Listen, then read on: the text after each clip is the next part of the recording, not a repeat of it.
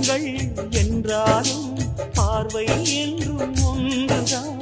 உருவத்திலே தனித்தனிதான், உள்ளம் என்றும் ஒன்றுதான். ஒரு சேவல்தான் நடை காத்தது, இந்த அதிசயம் பாருங்கள், கண்ணனை வாழ்த்துங்கள்.